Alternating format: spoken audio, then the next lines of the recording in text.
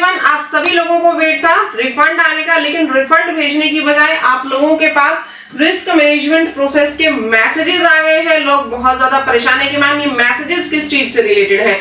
देखिए, कई लोग ये समझ रहे हैं कि जो मैसेज है ये एक तरीके का नोटिस है। सबसे पहले तो ये क्लैरिफाई कर दूं, ये कोई नोटिस नहीं है, लेकिन ऐसा भी नहीं है कि आप इस चीज को इग्नोर कर दो, इस चीज को सीरियसली ले लेना, क्योंकि ये साफ तौर पे आप लोगों को एक वार्निंग दी गई है। ठीक है, अब मैम ये वार्निंग किस चीज से रिलेटेड है? देखिए, अगर आप लोगों का रिफंड था और रिफंड बहुत ज्यादा एक्सेस है, या फिर आप लोगों ने जो डिडक्शंस ली थी, जो एग्जम्पशंस क्लेम की थी, वो एग्जम्पशंस बहुत ज्यादा क्लेम कर रखी है। अगर डिडक्शंस बहुत ज्यादा है, अगर एग्जम्पशंस बहुत ज्यादा है, रिफंड ज्यादा का क्लेम किया है, तो आपके पास ये वाले मैसेजेस जो है ये रिफ्लेक्ट हुए होंगे। ये मैसेजेस आपके फोन पे आए होंगे, मेल आपके पास आई होगी। तो रिस्क मैनेजमेंट प्रोसेस का सबसे पहले तो ना एक मतलब समझ लो। देखो, जब भी आपकी आईटीआर प्रोसेस होने के लिए जाती है कंप्यूटर एडेड स्क्रूटनी सॉफ्टवेयर के अंदर, तो सीएएसएस के अंदर जब ये प्रोसेस होने के लिए गई, वहां पे जब आपकी ये चीजें रिफ्लेक्ट होती है ना कि इस पर्सन का रिफंड बहुत ज्यादा है, इस डिडक्शंस बहुत ज्यादा ली है, और उसमें हो सकता है कुछ ना कुछ बोगस डिडक्शंस ली हो, फेक डिडक्शंस ली हो, कुछ ना कुछ गलत तरीके से रिफंड जो है वो क्लेम किया गया हो, ऐसा कुछ भी अगर कंप्यूटर एडेड स्क्रूटनी सॉफ्टवेयर को लगता है, तो वो आपके रिटर्न्स को क्या करता है, रिस्क मैनेजमेंट प्रोसेस के अंदर डाल देता है कि यानी इसके अंदर कुछ ना कुछ रिस्की है। यहाँ डिपार्टमेंट आपको क्या दे रहा है, एक मौका दे रहा है कि अगर आपने बोगस कुछ भी दिखाया है, बोगस बिल्स अगर आप लोगों ने दिखाए हैं, तो आपके पास एक मौका है, आप उनको ठीक कर लो। अब आपके पास मौका है कि अगर आप चाहें तो 31 दिसंबर तक अपनी आईटीआर को रिवाइज कर सकते हैं। आपने अगर अपनी आईटीआर रिवाइज करी तो अभी कोई एक्स्ट्रा पेनल्टी नहीं लगेगी, आप लोगों के पास एक्स्ट्रा कोई चार्जेस नहीं लगेंगे। लेकिन अगर आप बाद में अपने रिटर्न को अपडेट करते हैं 31 दिसंबर 2025 के बाद, तो ध्यान रखिएगा पेनल्टी भी आएगी, इंटरेस्ट भी आप लोगों के ऊपर एप्लीकेबल हो जाएगा, एक्स्ट्रा चार्जेस आप लोगों को 25% पेनल्टीज एक्स्ट्रा आप लोगों को पे करनी पड़ेगी, टैक्स पे करना पड़ेगा।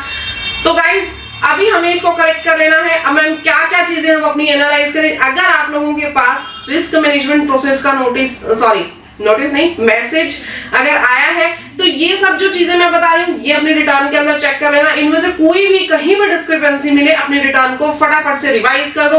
अगर आप हमसे रिवाइज करवाना चाहते हैं तो नीचे मैंने डिस्क्रिप्शन बॉक्स में नंबर दिया हुआ है, वहां आप व्हाट्सएप कर सकते हैं। तो आते हैं हम अपने प्रोसेस के ऊपर। नाउ देखिए, अगर आप लोगों के पास मैसेज आया है रिटर्न रिस्क मैनेजमेंट प्रोसेस से रिलेटेड, तो आपने क्या करना है, सबसे पहले अपना एआईएस चेक करना है कि एआईएस के अंदर जो डाटा है, क्या कंप्लीट डाटा आप लोगों ने अपनी आईटीआर के अंदर शो किया था।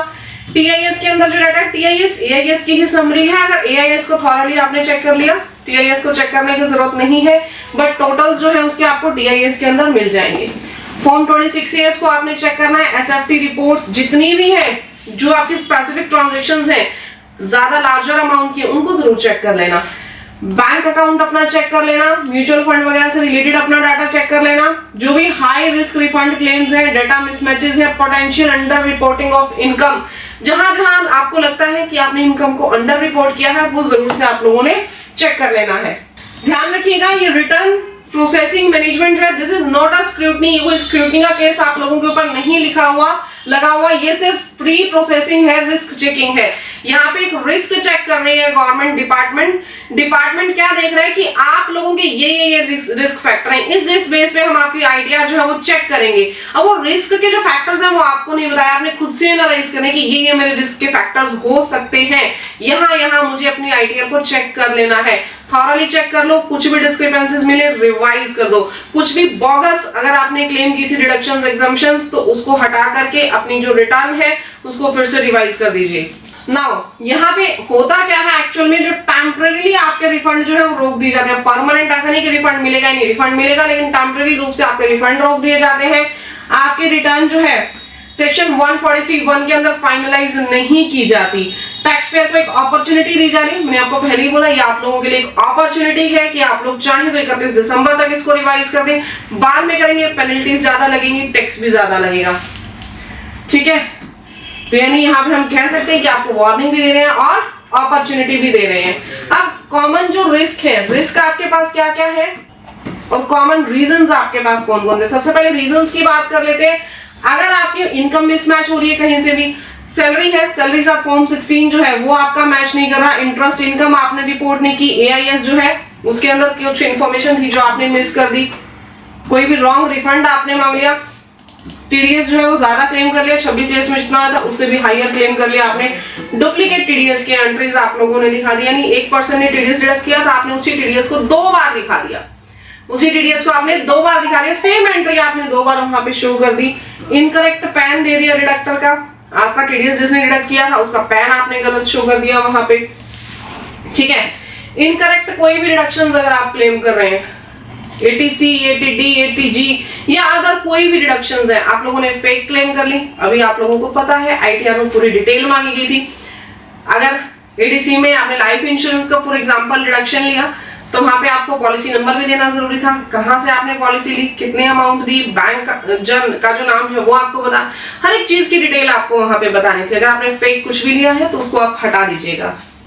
इवन कैपिटल गेन से रिलेटेड भी अगर आपने कोई डाटा ऐसा है जो शो नहीं किया, लाइक सेल ऑफ शेयर्स था, म्यूचुअल फंड्स था, इनकरेक्ट एलटीसीजी, एसटीसीजी यानी इनकरेक्ट आपने लॉन्ग टर्म कैपिटल गेन या short term capital gain show कर दिया, एग्जाम्पशन आपने बिना एलिजिबिलिटी के क्लेम कर लिया, एलिजिबल नहीं है एग्जाम्पशन लेने के लिए लेकिन आपने ले ली, ठीक है। बिजनेस और प्रोफेशन की इनकम अगर आपने गलत शो की, लॉस क्लेम कर लिया, टर्नओवर का डिस्क्लोजर अच्छे से किया नहीं है उसमें, प्रिजम्पटिव इनकम मिसमैच दिखा दी, प्रिजम्पटिव इनकम गलत तरीके से आप लोगों ने शो किया 44 एडी, एडीए या एई के बारे में, कैश रिसीट्स जो है वो प्रॉपर्ली एक्सप्लेन नहीं है, आप लोगों ने अपनी टर्नओवर दिखाई 10 लाख की, कैश रिसीट्स है 40 लाख, तो प्रॉपर्ली डिस्क्लोज नहीं हो ना वो कैश, बाकी का 30 लाख आया कहां से, तो आपके पास ये नोटिस आ सकता है।